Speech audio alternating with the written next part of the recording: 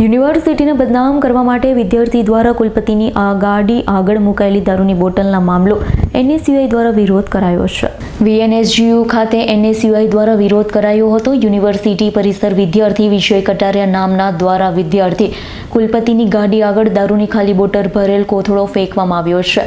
સમગ્ર ઘટના સીસીટીવીમાં કેદ થઈ હતી, જે મુદ્દે વિદ્યાર્થી વિજય કટારિયા સામે વેસુ પોલીસ મથકમાં ફરિયાદ નોંધાવવામાં આવી છે। વીએનએસજીયુ પરિસરમાં દારૂની ખાલી બોટલો આવી ક્યાંથી તે સવાલ એનએસયુઆઈ દ્વારા કરાયા છે। કુલપતિની ઓફિસ બહાર એનએસયુઆઈ દ્વારા વિરોધ કરાયો હતો। રવિ પૂછડિયા, સુરત એનએસયુઆઈ।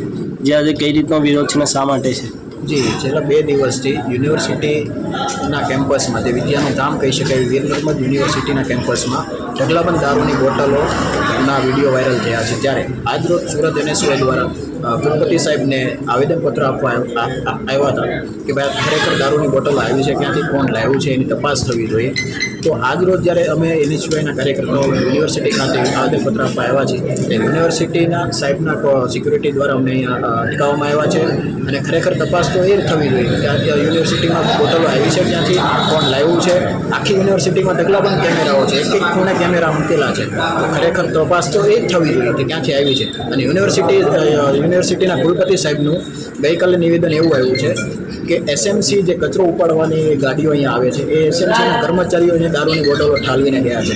ખરેખર તો એસએમસીની ગાડીઓ જે કચરો ઉપાડવા આવે છે તો કચરો લેવા આવે છે, કચરો થોડી અહીંયા ઠાલવવા આવે છે, તો એની પણ તપાસ થવી જોઈએ। અને એ અંગે પણ કુલપતિ સાહેબે લેખિતમાં ફરિયાદ કરી છે કે કેમ કર્મચારીઓ વિરોધ, તો તમામ બાબતોથી અહીંયા અમે આજે એક આવેદનપત્ર આપવા આવ્યા છીએ। પણ વિદ્યાર્થીઓના હક માટે લડતા એનએસયુઆઈને આજરોજ એમની જ સિક્યુરિટી દ્વારા અમને અહીંયા અટકાવવામાં આવ્યા છે।